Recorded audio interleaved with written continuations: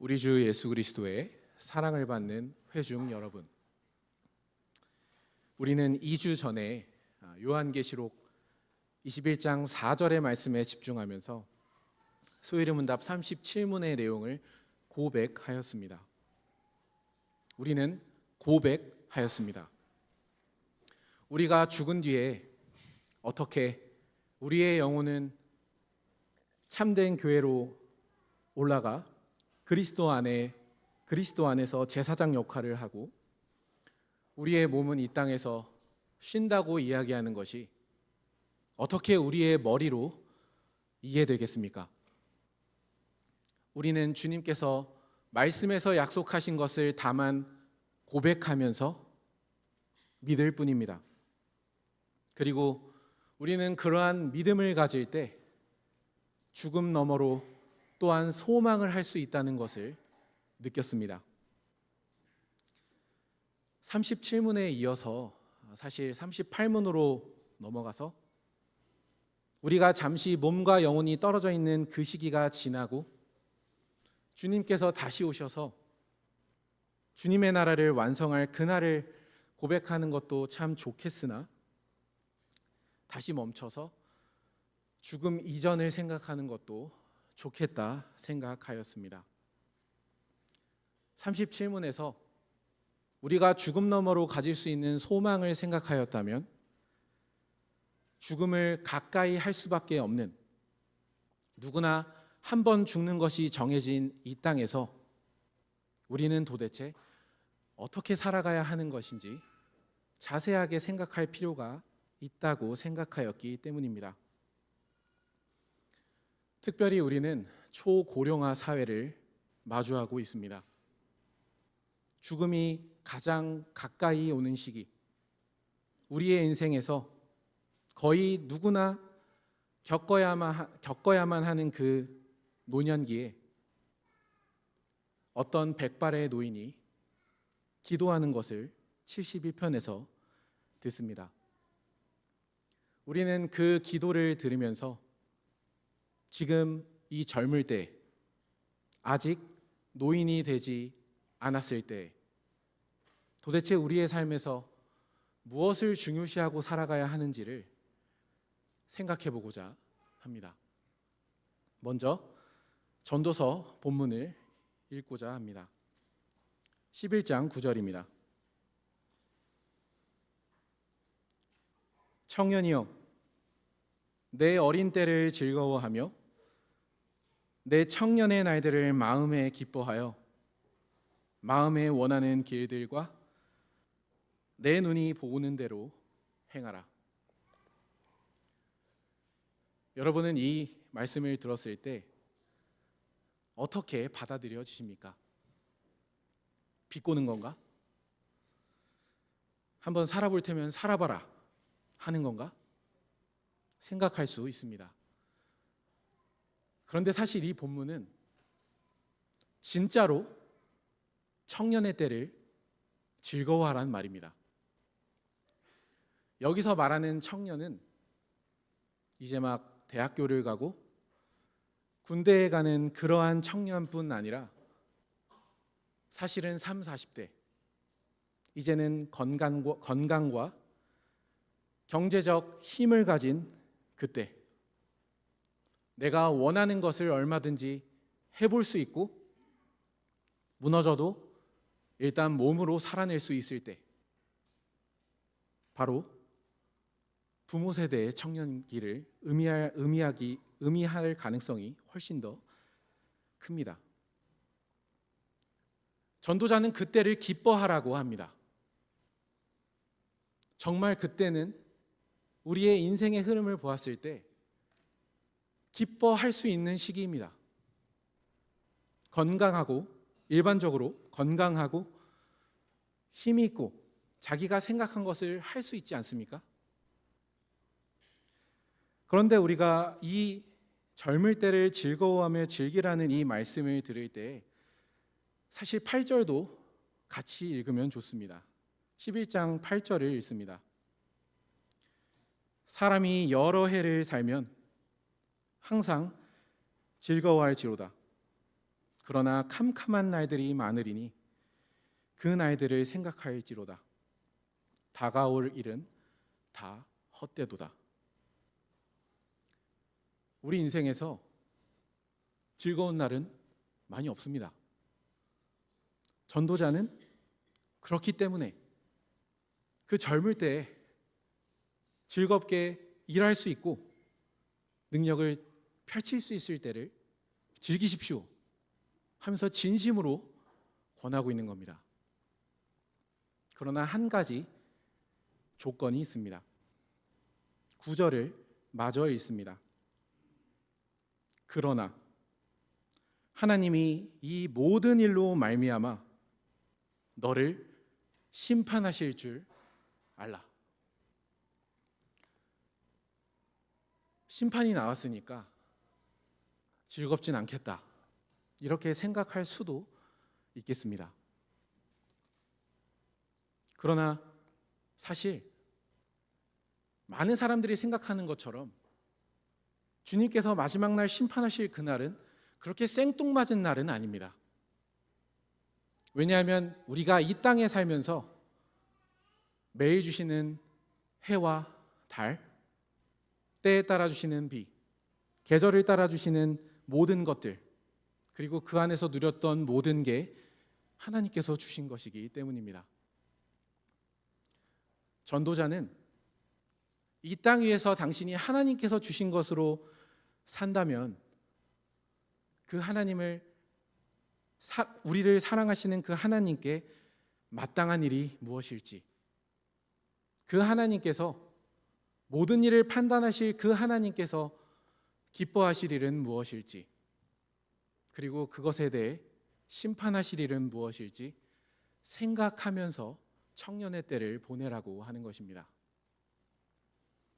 그러니 인생에서 어쩌면 신체적으로나 사회적으로나 경제적으로 가장 절정기에 이르렀을 이 사람들에게 전도자는 끝을 바라보게 하는 것입니다. 지금 내가 열심히 대학교에서 공부를 하고 또 취업을 해서 돈을 벌고 살 수 있는 게 많아지고 대출을 받을 능력도 생기고 그럴 때에는 사실 내가 죽을 것이라는 사실을 잘 생각하지 못합니다. 그러나 바로 그때 전도자는 끝을 바라보게 하는 것입니다.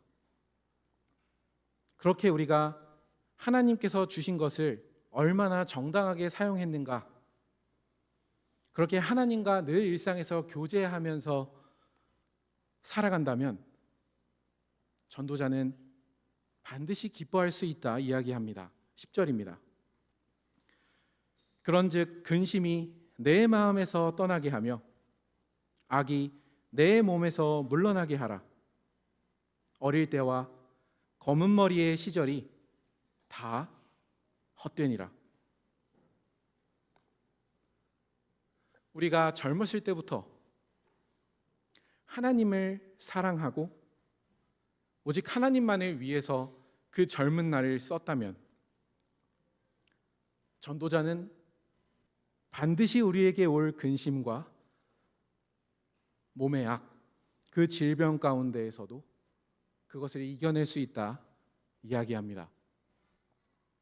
사실 젊었을 때 하나님의 말씀에 순종한다는 것, 할 수 있는 것이 많은데 하나님의 말씀에 순종한다는 것은 내가 얻을 수 있는 것을 포기하고 할 수 있는 것을 안 하는 것도 포함됩니다. 그러나 그렇게 하나님을 위해서 젊었을 때를 살아간다면 반드시 근심이 오고 몸이 아파올 때에도 그것을 물러나게 할 수 있다, 그것을 이겨낼 수 있다 이야기하는 것입니다. 그리고 전도자는 다시 한번 강조합니다. 청년의 때는 계속되지 않습니다. 어릴 때와 검은 머리의 시절은 언젠간 안개와 같이 지나갈 것입니다. 전도자는 여기에서 그치지 않고 한 번 더 이야기합니다. 12장 1절입니다. 너는 청년의 때에 너의 창조주를 기억하라. 곧 곤고한 날이 이르기 전에 나는 아무 낙이 없다고 할 해들이 가깝기 전에. 2절입니다. 해와 빛과 달과 별들이 어둡기 전에, 비 뒤에 구름이 다시 일어나기 전에 그리하라. 창조주를 기억한다는 건 우리는 피조물이라는 것을 인정한다는 뜻입니다. 우리가 본래 우리 스스로 살아갈 수 없고 하나님께서 주신 것으로만 살아갈 수 있다는 것을 늘 기억하면서 그것을 주신 하나님만을 사랑하며 살아가는 것입니다. 내가 무엇인가를 할 수 있고 또 그것에 대한 결과가 나올 때에는 내가 피조물인 걸 잠깐 까먹습니다. 신으로 생각합니다. 내가 할 수 있는 것을 할 수 있고 바라는 것을 실제로 할 수 있기 때문입니다. 그러나 전도자는 아니요. 그 청년의 때, 검은 머리의 때는 지나갑니다. 그때 주신 건강, 그때 주신 능력, 그때 주신 여러 지혜들은 그저 피조물인 당신에게 창조주께서 주신 것이었을 뿐입니다. 그러니 창조주를 기억하고 그분만을 사랑하며 살아가십시오 라고 이야기하는 것입니다. 그런데 전도자는 이 말을 하면서 계속해서 무엇이 다가오고 있다라는 것을 생각합니다. 곧 곤고한 날이 온다고 합니다. 괴롭고 비참한 날이 오고야 만다고 합니다.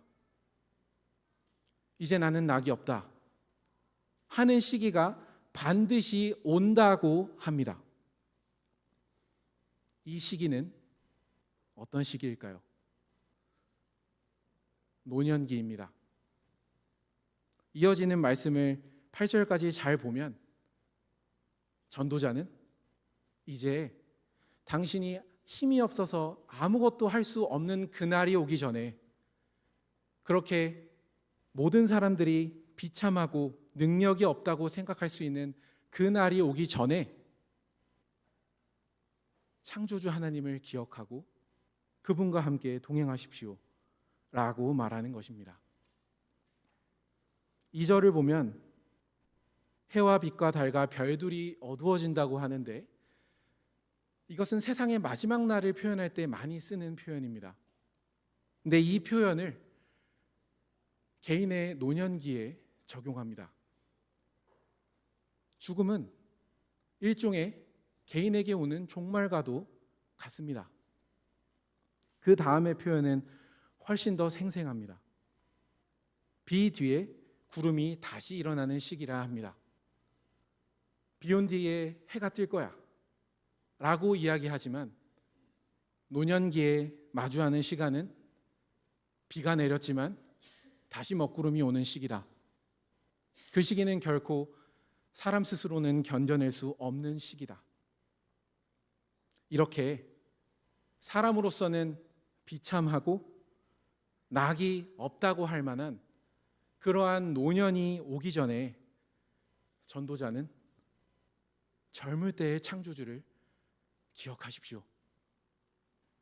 그래야만 그 노년에 수많은 먹구름이 몰려올 때에도 여러분은 그 시간을 견뎌내며 마침내 주님께로 돌아갈 수 있을 것입니다 하고 말하고 있는 것입니다.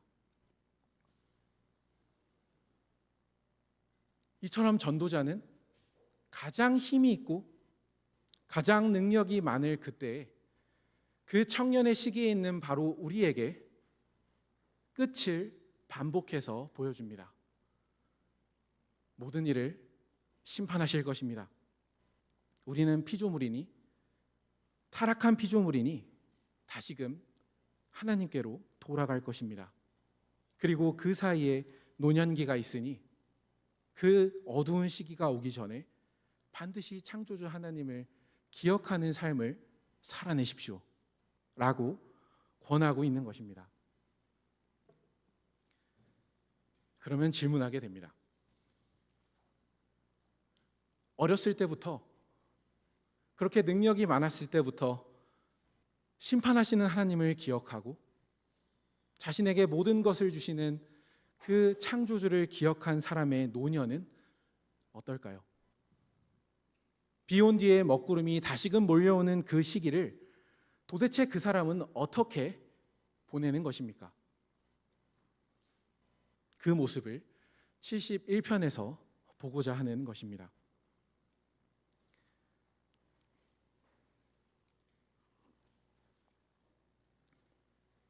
71편은 어느 노인의 기도입니다. 9절을 보면 늙어 약해지고 있는 시인이 나옵니다. 18절을 보면 백발이 된 시인, 그 시인이 등장합니다. 인생의 노년을 보내고 있습니다. 머리는 그윽하게 백발이 되었습니다. 그런데 노인이 처한 상황을 함께 보겠습니다. 1절입니다. 71편의 1절입니다. 여호와여, 내가 주께 피하오니 내가 영원히 수치를 당하게 하지 마소서. 인생의 말년인데 주님께 피해야 하는 상황에 처해 있습니다. 수치를 당하고 있는 상황입니다. 그래서 시인은 아주 간절하게 그 백발이 된 머리로 기도합니다. 2절입니다. 주의 의로 나를 건지시며 나를 풀어주시며 주의 귀를 내게 기울이사 구원하소서. 건져주십시오. 풀어주십시오. 구원해 주십시오. 구원을 뜻하는 거의 모든 단어를 사용해서 아주 간절하게 저 좀 구해주세요 하고 기도하고 있습니다. 근데 우리는 여기에서 한 가지 표현에 주목합니다. 2절을 보면 주의 의로 나를 건져주시기를 구하고 있기 때문입니다. 의라는 말이 하나님께 쓰일 때는 하나님이 하신 말씀을 반드시 지켜준다는 뜻입니다. 그러면 이 사람이 붙잡고 있는 하나님의 말씀은 무엇일까요? 3절입니다. 주는 내가 항상 피하여 숨을 바위가 되소서. 주께서 나를 구원하라 명령하셨으니 이는 주께서 나의 반석이시요 나의 요새이심이니이다. 3절 가운데를 보면 주께서 나를 구원하라고 명령하시지 않으셨습니까? 그러니 주님의 의는, 저를 향한 하나님의 의는 하나님이 저를 구원해 주시는 겁니다. 그러니 주님의 의로 나를 구원하여 주옵소서. 백발이 된 노인은 그렇게 절절하게 기도하고 있는 것입니다. 도대체 어떤 상황이기에 이런 말을 하는 걸까요? 4절입니다. 나의 하나님이여, 나를 악인의 손, 곧 불의한 자와 흉악한 자의 장중에서 피하게 하소서. 여기에 손이라는 말이 많이 나옵니다. 악인의 손도 나오고 이 장중이라는 말은 이 소나기를 뜻하는 겁니다. 힘이 없는 노인을 어떤 사람이 손으로 움켜잡고 좌지우지하려고 지금 이 시인을 괴롭히고 있는 것입니다. 도대체 노년에 이른 이 사람이 마주하고 있는 원수가 무엇인지는 자세하게 살피지는 않으려고 합니다. 그러나 한 가지만은 말씀드릴 수 있을 것 같습니다. 신자가 늙더라도 신자가 공격하는 세상은 늙지 않습니다. 이 말은 우리가 점점 더 약해지는 몸 안에서 하나님을 사랑하고 섬기려고 하더라도 그것을 방해하고 흔드는 세상의 힘은 흔들리지 않는다는 것입니다. 우리는 노년에 이르러서도 여전히 우리의 믿음을 흔드는 그러한 세력을 마주하고 살아야만 합니다. 여러분 같으면 이 상황에서 어떻게 하시겠습니까? 힘이 없습니다. 이제 능력도 없습니다. 그러나 나를 괴롭히는 사람은 여전히 있습니다.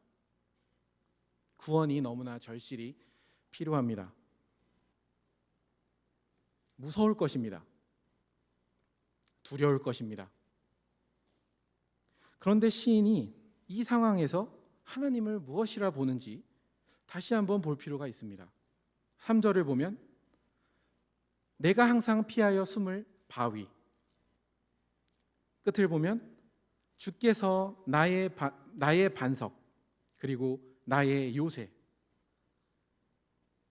이 세 가지의 이미지는 단단합니다. 흔들리지 않습니다. 무너지지도 않습니다. 우리가 생각하면 굉장히 흔들리면서 내가 이제까지 믿어왔던 하나님에 대한 믿음이 흔들릴 것 같은데 하나님에 대한 믿음은 전혀 흔들리지가 않습니다. 바위처럼 흔들리지 않습니다. 왜냐하면 하나님이 나에게 흔들리지 않는 바위요 깨지지 않는 산성이 되시기 때문입니다. 질문하게 되는 것입니다. 어떻게 사람은 보통 몸이 약해지면 마음도 약해지고 정신력도 약해지는데 어떻게 이런 극한의 상황에서 하나님을 의지할 수 있지? 그리고 그 하나님을 바라보는 게 그냥 하나님 저 구원해 주세요 라고 이야기하는 게 아니라 확신 있게 주님은 내가 항상 피할 바위이십니다. 나의 반석이십니다 하면서 주님께 대한 흔들리지 않는 그러한 믿음을 가질 수 있는 것입니까? 그 답이 5절에 나와 있습니다. 5절입니다. 주 여호와여, 주는 나의 소망이시오 내가 어릴 때부터 신뢰한 이시라. 시인이 이 하나님을 의지하면서 산 세월은 하루 이틀이 아닙니다. 아주 어렸을 때부터 하나님께 구원을 받으면서 살았습니다. 여기 특별히 소망이란 말이 아주 재밌는 말입니다. 사실 이 말은 아주 단단하게 꼬인 밧줄을 뜻하는 의미인데요. 하나님께 그렇게 단단한 밧줄을 메고서 그렇게 의지하는 게 소망이란 뜻입니다. 그러니까 이 시인은 어려서부터 의지한 하나님께 대해서 아주 단단한 맷줄을 메고서 그분을 바라고 있는 것입니다. 그럼 언제부터 의지하였을까요?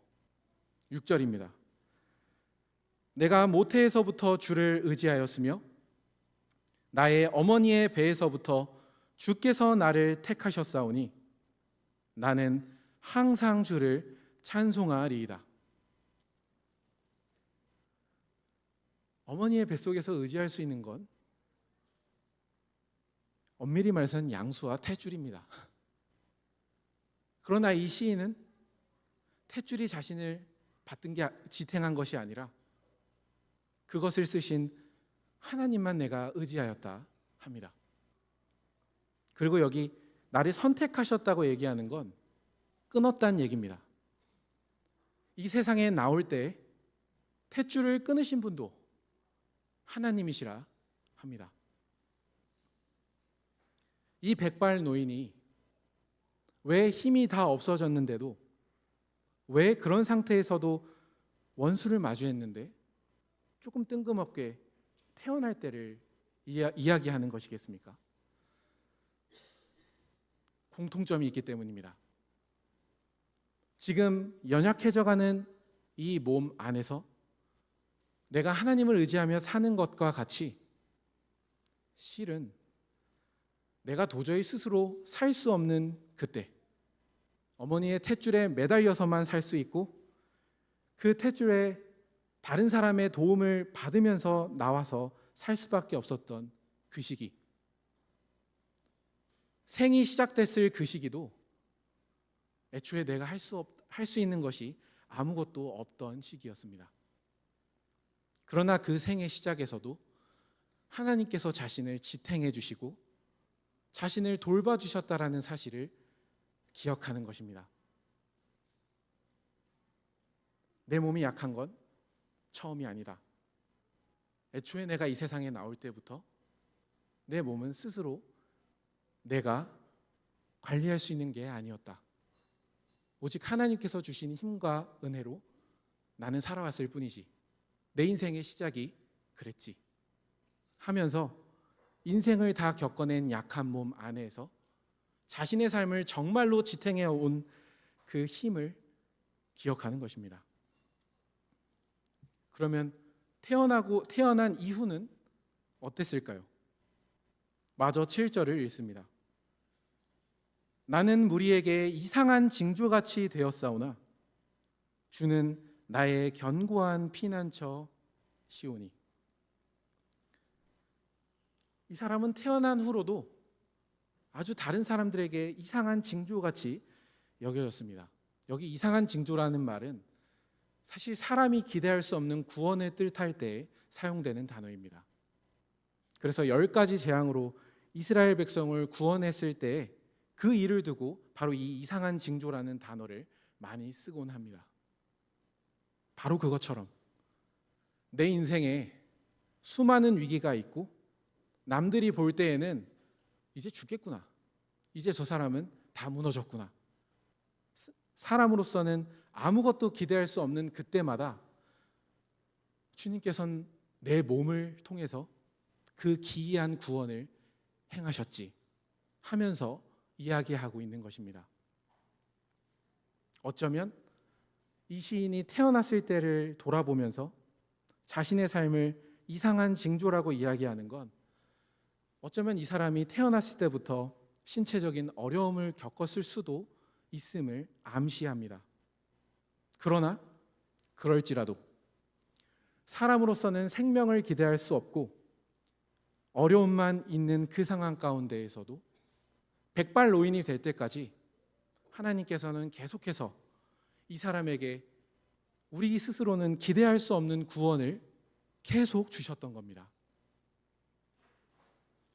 그렇기에 시인은 8절에서 이렇게 고백합니다. 주를 찬송함과 주께의 영광 돌림이 종일토록 내 입에 가득하리이다. 상황은 변하지 않았습니다.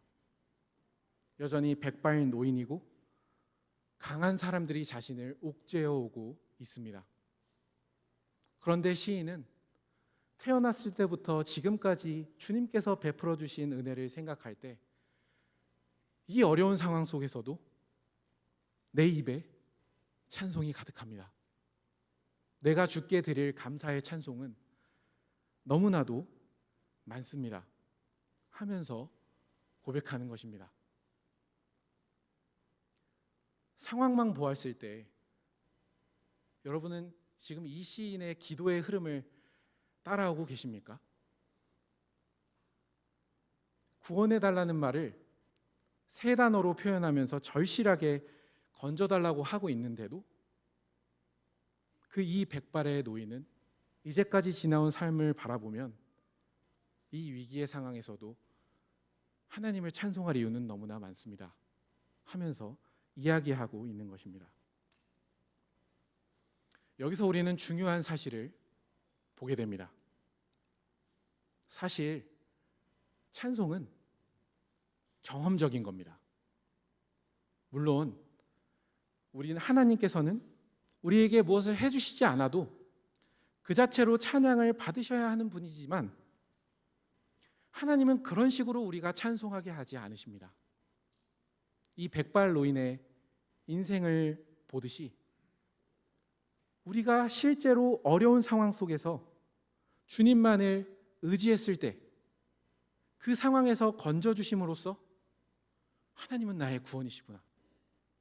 하나님은 정말로 내 인생에 많이 흔들리는 내 인생에서 흔들림 없는 피난처가 되어주시는구나 하면서 삶으로 찬송하게 하시는 분입니다. 바로 이것이 청년의 때 창조주 하나님을 기억한 사람의 노년이 보여주는 모습입니다. 사실 하나님의 말씀에 따라서 살지 않으면 적어도 일반적인 사람들이 생각하는 고난은 안 올 것입니다. 많은 경우에는 안 올 것입니다. 고난이 오는 이유는 말씀에 순종해서입니다. 그러나 그렇게 청년의 때 나는 피조물이다, 나의 주님이신 하나님의 말씀을 듣고 살아야지 하면서 여전히 하나님을 의지하며 살아간 사람은 그 인생의 수많은 점들이 하나님께서 베풀어 주신 수많은 기이한 구원들로 수놓아집니다.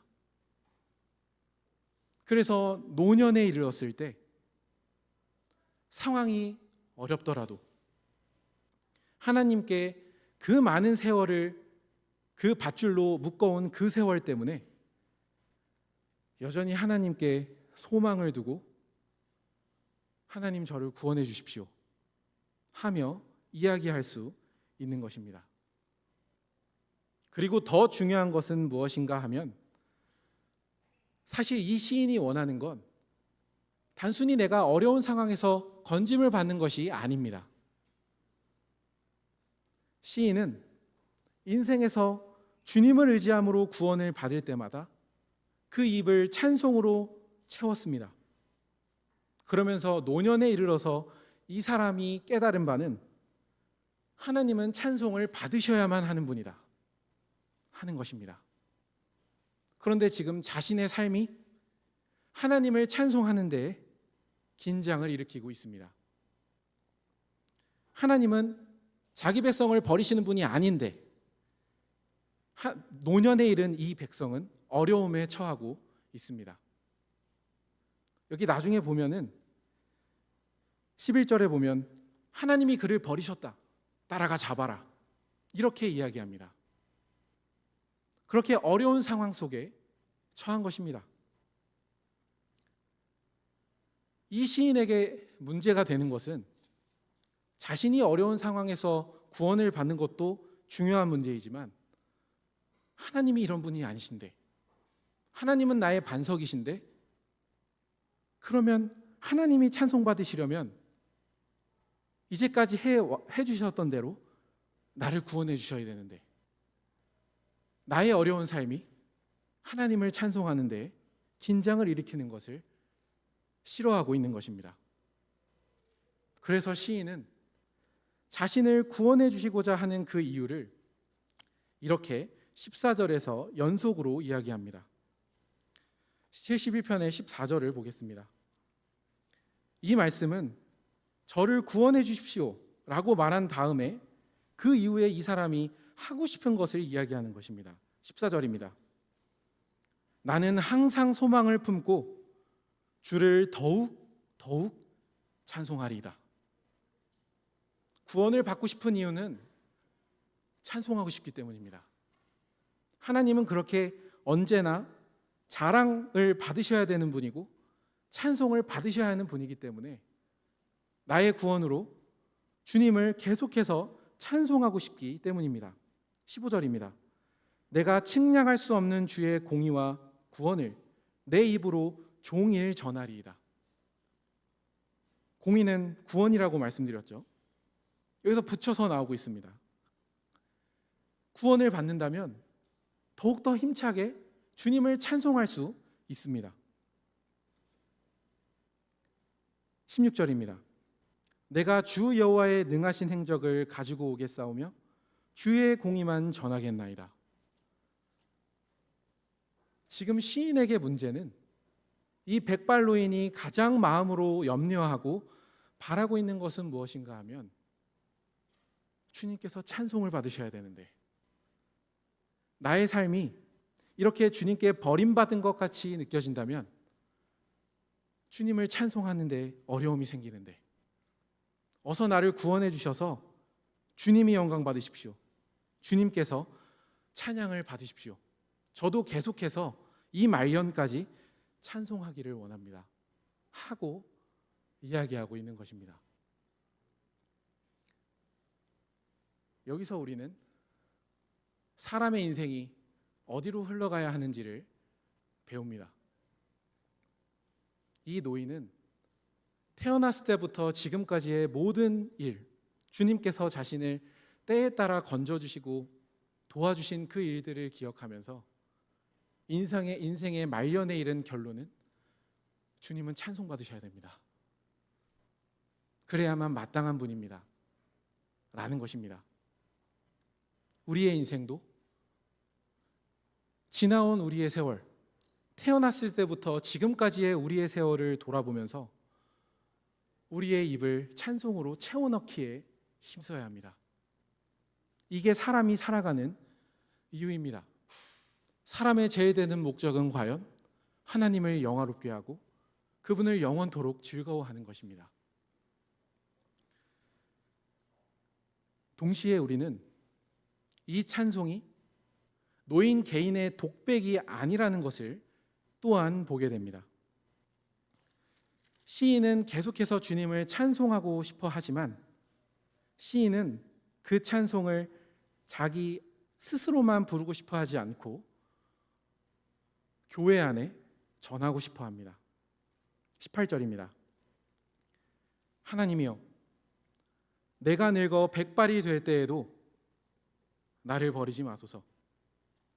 내가 주의 힘을 후대에 전하고 주의 능력을 장래의 모든 사람에게 전하기까지 나를 버리지 마소서. 우리는 이 백발 노인에게서 우리에게 주신 다음 세대의 자녀들에게 어떠한 태도로 주님의 힘과 능력을 전해야 하는지를 배우게 됩니다. 다음 세대에도, 오고 오는 모든 세대에도 자신의 삶을 구원해 주셨던 그 하나님, 그분의 능력을 전하고자 하는 그 입은 1차적으로 찬송하는 입입니다. 찬송한다는 건 우리가 단순히 노래를 부른다는 이야기가 아니고 정말 그 능력을 경험해서 하나님이 너무 좋아서 그분을 너무 즐거워해서 그분을 찬양하고 싶어 하는 것입니다. 다음 세대에 복음을 전할 때 우리의 귀한 자녀들에게 복음을 전하는 입은 우리의 삶이 담긴 찬송을 하는 입에서 전파되어야 합니다. 자신이 청년의 때에 하나님을 의지하지 않고서 자신이 피조물인 것도 모르고 자신의 모든 행동을 하나님께서 판단하신다는 것도 모르는 채로 그렇게 자신이 원하는 삶을 살아가는 사람은 사실 구원의 경험을 받을 수 없습니다. 구원의 경험은 주님의 길을 따르는 사람에게 오는 것이기 때문입니다. 그렇게 자신은 지키지 않고서, 더 정확히 말씀드리면 자신에게는 하나님께로부터 구원받은 즐거움이 없으면서 자녀에게 하나님 말씀을 전하는 건 앞뒤가 맞는 게 아닙니다. 인생을 돌아보면 돌아볼수록 하나님은 정말로 찬송받으셔야 되는 분이다. 그분은 나에게 그렇게 즐거운 분이시다 하는 즐거움 안에서 우리는 다음 세대에 복음을 전해야 됩니다. 삶이 담긴 찬송 없이 다음 세대에게 하나님의 말씀을 전하는 건 심지어 그 내용이 복되고 은혜롭다고 하더라도 선율이 없는 무의미한 사람의 말일 뿐입니다. 노인은 하나님은 다음 세대에도 찬송을 받으셔야 되기 때문에 나의 온 생애를 주님께서 지켜주셨고 나의 찬송을 받으신 것처럼 다음 세대에도 같은 은혜의 구원을 베풀어 주셔서 똑같이 찬송을 받으셔야 하는 분이기 때문에 다음 세대에 복음을 전하는 것입니다. 본인이 구원의 즐거움을 느끼지 않고서 하나님을 찬송하지 않고서 다음 세대에 복음을 전할 수는 없습니다. 동시에 우리 가운데 계신 저의 어머니, 아버지들 혹은 할아버지, 할머니 신자분들께 말씀드립니다. 인생의 많은 시간을 이 교회를 위해서 힘써 주셔서 감사드립니다. 그런데 혹시는 시간이 지나감에 따라 몸이 약해지고 내가 원하지 않았던 병이 걸려서 내가 교회를 위해서 할 수 있는 게 별로 없구나. 그런 심정으로 이 교회에서 내 자리는 있을까? 라고 생각하시는 우리의 부모님과 할머니, 할아버지가 계신다면 이 말씀에 주목하셨으면 좋겠습니다. 이 백발 노인은 할 수 있는 게 없습니다. 그러나 자신의 삶 안에서 주님께서 베풀어 주셨던 은혜를 다만 계속 찬송하는 것이 다음 세대에는 하나의 증거가 됩니다. 연약해가는 몸 안에서 여전히 주님을 찬송하시려고 이 교회에 나오시는 것 자체, 그렇게 이 예배에 찬송 소리에 합류하시는 것 자체가 청년의 때를 당한 우리에게는 증언이 됩니다. 과연 하나님께서는 우리를 백발의 노인이 될 때까지 돌보아 주시는구나. 여러분의 존재 자체가, 이 예배에서 함께 드리는 그 존재 자체가, 그리고 그 찬송 소리가 교회 안에서는 너무나 중요합니다. 그게 청년의 때를 당한 모든 사람에게 교훈을 주기 때문입니다. 이렇게 시인은 찬송하고 싶습니다. 계속해서 주님의 은혜를 맛보면서 그렇게 일생 동안 주님의 구원을 시시때때로 맛봤는데도 주님께서 빛나시도록 계속 찬송하고 싶어 합니다. 그래서 이어지는 말씀을 계속 보면 19절과 20절을 보면 하나님이여 주의 의가 또한 지극히 높으시니이다. 인생을 통해서 자신을 구원해 주신 하나님의 의의 높이를 알게 된 것입니다. 하나님이여 주께서 큰 일을 행하셨사오니 누가 주와 같으리이까. 인생의 말년의 고백은 하나님 같은 분은 없습니다 하는 찬송입니다. 그러니 20절에서 다시 또 이야기합니다. 우리에게 여러 가지 심한 고난을 보이신 주께서 우리를 다시 살리시며 땅 깊은 곳에서 다시 이끌어 올리시리이다. 모든 것이 하나님의 손 안에 있으니 내가 지금 가장 깊은 곳에 있는 이 상황 가운데에서도 주님은 나를 올리실 것입니다. 계속 찬송하는 것입니다. 그러면서 우리는 22절에 주목하고자 합니다. 나의 하나님이여 내가 또 비파로 주를 찬양하며 주의 성실을 찬양하리이다. 이스라엘의 거룩하신 주여 내가 수금으로 주를 찬양하리이다. 내용은 계속 찬양한다는 이야기인데 22절에서 주목하고 싶은 표현은 하나님을 표현하는 성호입니다. 그분은 이스라엘의 거룩하신 분입니다. 교회 안에서 거룩한 분으로 나타나시는 분입니다. 이스라엘의 거룩하시니, 이 표현은 사실 이스라엘 역사 내내 사람으로서는 도저히 기대할 수 없는 어려운 상황 가운데에서 하나님께서 그 사람의 삶에 구원을 베풀어 주셨을 때 나타나는 성호입니다. 사람이 기대할 수 없기에 거룩합니다. 그런데 그 거룩하지 우리가 기대할 수 없는 거룩함은 우리의 처참한 상황 속에서 베풀어지는 주님의 구원입니다. 그런데 이 표현이 백발노인의 입에서 나온 게 중요합니다. 이 사람은 인생 내내 이스라엘의 거룩하신 주님을 누리며 산 것입니다. 도저히 사람으로서는 기대할 수 없는 상황 가운데에서도 사람들이 보기에도 어떻게 구원을 받았지? 어떻게 저런 어려움 속에서 건짐을 받았지? 하는 탐복이 나올 정도로 이 노인은 계속해서 이스라엘의 거룩하신 하나님을 새롭게 알았습니다. 새롭게 안 이유는 인생의 상황이 바뀌고 자신이 마주하는 어려움이 계속해서 바뀔지라도 하나님은 늘 기대하지 않은 구원으로 이 시인을 찾아주셨기 때문입니다. 그러니 이 시인은 일생 동안 이스라엘의 거룩하신 분을 나날이 새롭게 알아간 것입니다. 그러니 노년에 이르러서 강한 힘으로 자신을 조롱하면서 오는 그 사람들이 자신을 둘러쌌을지라도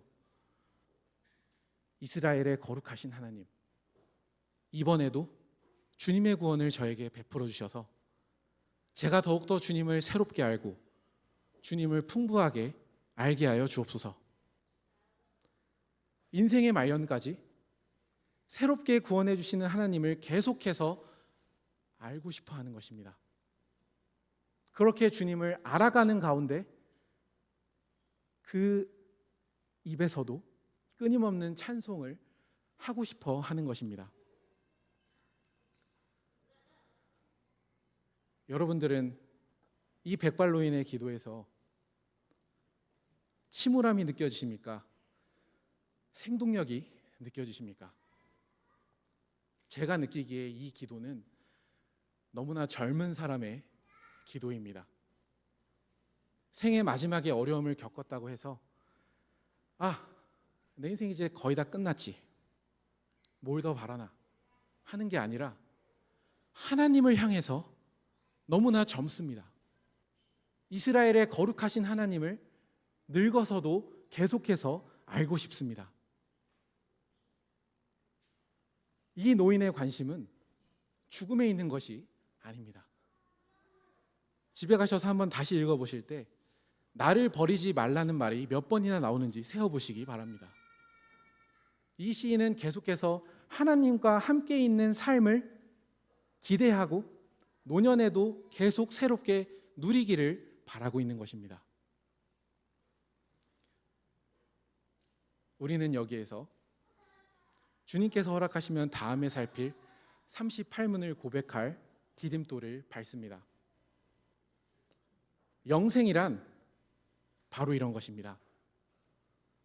이 노인이 자신의 삶 전체에서 이스라엘의 거룩하신 주님의 구원을 나날이 새롭게 알아가면서 나날이 주님을 새롭게 알고 나날이 새로운 찬송을 불렀던 것처럼 우리가 죽어서 마침내 영원히 누릴 생명도 바로 이러한 생명입니다.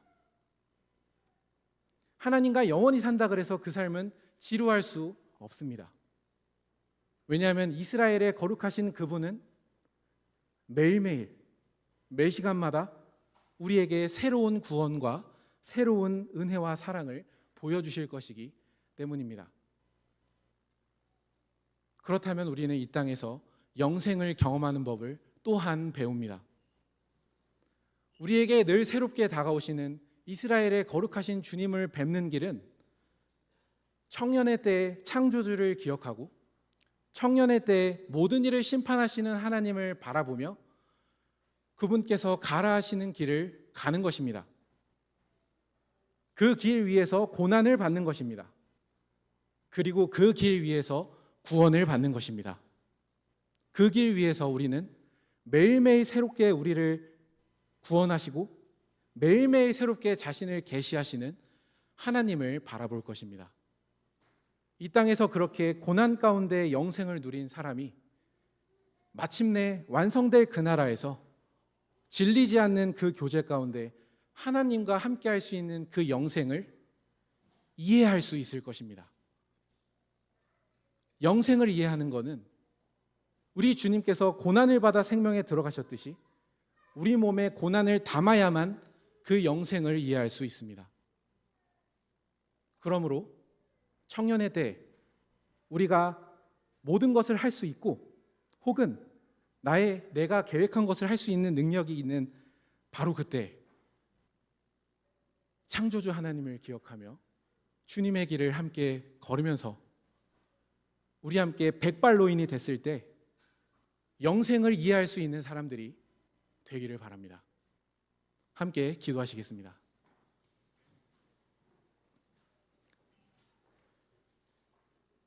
하늘에 계신 우리 아버지, 이스라엘의 거룩하신 주님,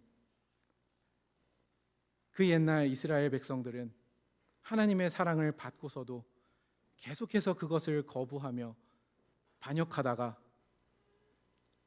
도저히 사람의 생각으로는 회복할 수 없는 지경에 이르렀습니다.